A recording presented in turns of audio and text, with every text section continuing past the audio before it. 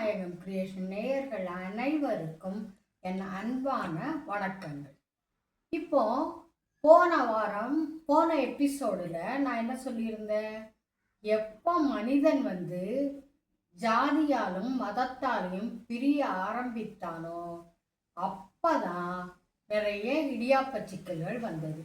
அப்பதான் திருமணங்கள்லையும் பிரச்சனைகள் வந்தது. அப்ப கூட அத்தனை அதிகமான பிரச்சனைகள் வரல. ஏன் அப்படின்னா ஜாதி மதம்னு பிரிஞ்சாங்க. அது போல இந்த ஜாதிக்காரங்க அந்த ஜாதிக்காரத்துல கல்யாணம் பண்ணக்கூடாது அப்படின்னு சொன்னாங்க. நான் சொன்ன மாதிரி தங்க நகை செய்கிறவங்க ஆசாரி அப்படிங்கிறது தொழில் பெயராக இருந்தது, ஜாதி பெயராக மாறிடுச்சு. அதான் நல்ல எண்ணத்தில் அப்படியே செஞ்சுட்டு வந்தாங்க, அதே தொழில் செய்கிறவனுக்கு கட்டி கொடுத்து.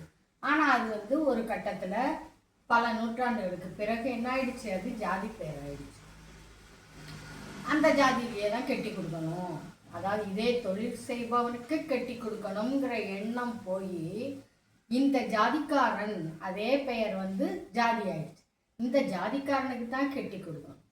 இதில் குழப்பம் எப்படி வந்துச்சு அப்படின்னா, அதாவது இப்போ தொழில் செய்கிறவங்க ஒவ்வொருத்தர் ஒவ்வொரு வேலையை எடுத்துக்கிட்டாங்க இல்லையா, சொன்னார் இல்லையா, ஆரியர்களே அவங்களுக்குள்ளேயே பிரித்து துப்புரவு பணியை ஒருத்தர் அப்படின்னு எடுத்துக்கிட்டாங்க.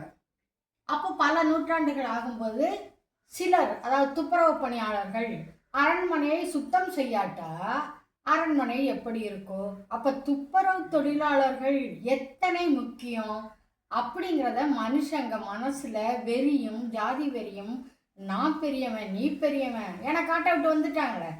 இவங்களுக்கு ஒன்றும் இடர்பாடு இல்லையே மிருகங்களால், அதனால நான் பெரியவன் நீ பெரியவன் ஏன் ஜாதி பெருசு அப்படிங்கிற வன்மங்களும் வக்கரமும் மனித மனசுல வர ஆரம்பிச்சிடுச்சு. அப்பவும் அதான் என் ஜாதியில தான். இப்போ அவங்களா பார்த்து அப்பா அம்மா அந்த காலத்துல எல்லாம் பெண் பிள்ளைகளை வெளியே அனுப்பவே மாட்டாங்க பள்ளிக்கூடத்துக்கு கூட. எங்க அம்மா காலத்துல தான் ஏதோ ஒரு 8ஆம் கிளாஸ் வரைக்கும் படிக்க அனுப்புனாங்க.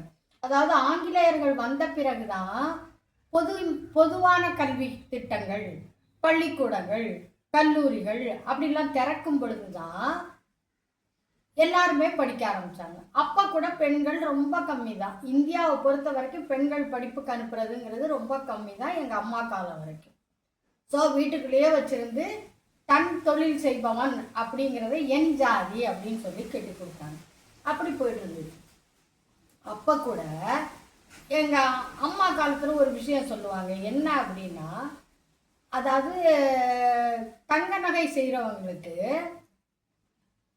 செம்பு உருக்கி கொடுக்குறவர், அவர் அதாவது இந்த குழந்தைகள் இவங்களுக்கு பண்டிகை இல்லாத காலங்களில் அவர் பண்டிகைக்கு இவங்க சாப்பிடக்கூடிய சைவ உணவுகளை செஞ்சு கொண்டு கொடுத்துட்டு சொல்லுவாராம், அண்ணாச்சி இன்னும் நான் எங்கள் இதெல்லாம் செய்ய ஆரம்பிக்கவே இல்லை, முதல்ல உங்கள் உணவை செஞ்சு கொண்டு கொடுத்துருக்குறேன், எல்லாரும் சாப்பிடுங்க அப்படின்னு சொல்லி தன்மையாக சொல்லிட்டு அவர் போவாராம். அப்போ குழந்தைகள் கொஞ்சம் ஒரு 10 வயசு ஆகும், ஏன் சித்தப்பாவுக்கு நமக்கு பண்டிகை வரும்போது சித்தப்பாவுக்கு வரல, சித்தப்பா பண்டிகை இப்போ நமக்கு பண்டிகை இல்லை அப்படின்னு கேட்க ஆரம்பிச்சிருக்கிறாங்க. அப்போ கூட அந்த தாயும் தந்தையும் என்ன சொல்லியிருக்காங்க, சித்தப்பா ரொம்ப நல்ல பட்சணம் சித்தியை செய்ய வச்சு கொண்டு வந்திருப்பாங்க, சாப்பிடுங்க முதல்ல அப்படின்னு இருக்கிறாங்க. ஏன் அவங்க வன்மத்தை வளர்க்கல, அவரு வேற ஜாதி, செம்பை உருக்கி கொடுக்குறவரு முஸ்லீம் அப்படின்னு பிள்ளைகளுக்கு சொல்லலைங்க, சொல்லாம வளர்த்துருக்காங்க. அப்படிப்பட்ட நல்ல பெற்றவர்களும் ஒரு காலத்துல இருந்திருக்காங்க. அது போல அவங்க பண்டிகை வரும் பொழுது இவங்க என்ன செய்வாங்களா, இந்த தாத்தா அவங்க பிள்ளைகளை கூட்டிட்டு போய் ஜவுளி கடைக்கு அவங்களுக்கு பிடிச்ச துணியை வாங்கிடுவோம். ஏன்னா அவங்க சமையலை இவங்களுக்கு சமைச்சு கொடுக்க தெரியாது, அது செய்ய முடியாது, அதனால இவங்க துணி எடுத்து கொடுப்பாங்க. இப்படி நட்போட தான் வாழ்ந்திருக்காங்க.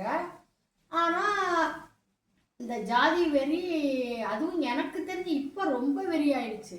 இடைப்பட்ட காலத்துல ஆங்கிலேயர் காலத்துல அவ்வளவு இல்லை அப்படின்னு தான் எனக்கு தோணுதுங்க.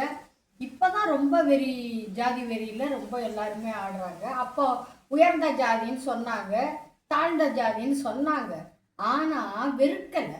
தாழ்ந்த ஜாதி அதாவது கூட்டுறவங்களெல்லாம் நம்ம சொன்னோம்னா கூட்டவே இல்லைன்னா ஊர் எப்படி இருக்கும், நாடு எப்படி இருக்கும் சொல்லுங்க. துப்புரவு செய்ய தொழிலாளர்கள் இல்லைன்னா இல்லையா, அதை யாரும் நினைச்சு பார்க்கல. இந்த மாதிரி இந்த மாதிரி நிறைய தொழில்கள் வந்தது. அதான் இங்கிலீஷ்காரங்க வந்து படிப்பை சொல்லி கொடுத்த போது தொழில்கள் ரொம்ப மாறுபட்டுருச்சு. அதாவது இவங்க இந்த தொழில தான் செஞ்சா பல காலமாக வந்தது. உதாரணத்துக்கு படித்து முடித்த பிறகு என்ன செஞ்சாங்க, ரயில்வே அப்படின்னு ஒன்று இங்கிலீஷ்காரங்க கொண்டு வந்தோம். அதே போல் தபால் ஆஃபீஸ், கடிதங்கள். அதுக்கு முன்னால் குதிரையில் ஏறி கடிதம் கொண்டு போய் கொடுப்பாங்க, நம்ம சினிமாவில எல்லாம் பார்த்துருப்போம். இந்த மாதிரி நிறைய டிபார்ட்மெண்ட் வந்துச்சு, நிறைய புது வேலைகள் வந்துச்சு. அந்த வேலைகள் நிமித்தமாக என்ன செஞ்சாங்க, அவங்க ஊரை விட்டு கிளம்புனாங்க. ஸோ இந்த ஜாதி அந்த ஜாதிக்கு தான் கட்டி கொடுக்கணும் அப்படின்னு நினைச்சாங்களே தவிர பெரிய சண்டைகள் வந்ததில்லை. அந்த அளவுக்கு கொண்டு போனாங்க. இந்த காலகட்டத்தில், அதாவது எங்கள் அப்பா காலகட்டத்தில்னு வச்சுக்கோங்களேன், இந்த மாதிரி பலவித தொழில்கள், போஸ்ட் ஆஃபீஸ் திறந்தாங்க, ரயில்வேக்கு ஆள் தேவைப்பட்டது, போனாங்க. அப்போ என்னாச்சு, இவங்க பரம்பரையாக செய்த தொழில் போயிடுச்சு.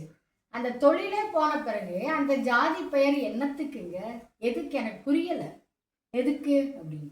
ஸோ தொழிலே போன பிறகு இன்னைக்கும் மேட்ரிமோனியில் இந்தந்த ஜாதிக்கு இந்தந்த மேட்ரிமோனின்னு சொல்கிறாங்க பாருங்க. இது எத்தனை பெரிய முட்டாள்தனம், யோசிச்சு பாருங்க. அப்போ இப்போ எந்த நிலைமையில வந்து நிற்கிது அப்படின்னா, என் பேத்தி, அதாவது அப்போ அவளுக்கு ஒரு 7 வயசு தான் இருக்கும், இப்போ 8 வயசு. ஒரு வருஷம் 1.5 வருஷத்துக்கு முந்தைய ஒன்று வந்து சொன்னான். என்ன சொன்னா அப்படின்னா, பாட்டி 2 நாள் என் கூட சேர்ந்து சீரியல் பார்த்து, கொஞ்சம் வரிசையாக 2-3 சீரியல். அப்புறம் 4வது நாள் என்ன சொன்னா, பாட்டி எல்லா சீரியல்லையும் மேரேஜ் தான் ப்ராப்ளம் அப்படின்னா. எனக்கே ஷாக் ஆயிடுச்சு. இவ சொன்ன பிறகு திரும்ப பார்த்தேன், கண்டிப்பாக அவள் சொன்னதான். எல்லா சீரியலும் கதைக்களம் வேற மாதிரி ஆரம்பித்தாலும் கடைசியில் இந்த திருமணங்களால் ஏற்படும் பிரச்சனைகளில் தான், காதலிக்கிற பிரச்சனை, காதலை பெற்றோர்கள் எதிர்க்கிற பிரச்சனை, அதுபோல் இவங்க ஓடி போய் கல்யாணம் பண்ணிக்கிறது, அந்த மாதிரி அதனால பெற்றவங்க தள்ளி வைக்கிறது, கோவிச்சுக்கிறது அப்படிங்கிறது, மாமியார் ஏற்றுக்க மாட்டேங்கிறது. ஸோ அவள் சொன்னது ரொம்ப ரைட்டு. திருமணங்கள் தான் இன்னைக்கு என்னாச்சு, திருமணம் செய்கிற விஷயந்தான் சிக்கலாக போச்சு, இடியாப்ப சிக்கலாக போச்சு. ஸோ அதனால இவ்வளவு சீரியலும் அதை சொல்கிறாங்க அப்படின்னா இருக்கிறது தானே சொல்ல முடியும். நாட்டில் இந்த பிரச்சனை தான் பெரிய பிரச்சனையாக இருக்கு போறதுக்கு எல்லா சீரியலும் அப்படித்தான் போயிட்டுருக்கு. இப்போ இதுக்கு நம்ம என்ன செய்யலாம்? இப்போ இவ்வளவு தூரம் வந்துட்டோங்க, ரொம்ப தப்பான வழியில் ரொம்ப தூரம் வந்துட்டோம். ஆனால் இதுக்கு நம்ம என்ன ரெமிடி செய்யலாம்? எனக்கு ஒரு ஐடியா தோணுது, அதை அடுத்த எபிசோடில் சொல்கிறேன்.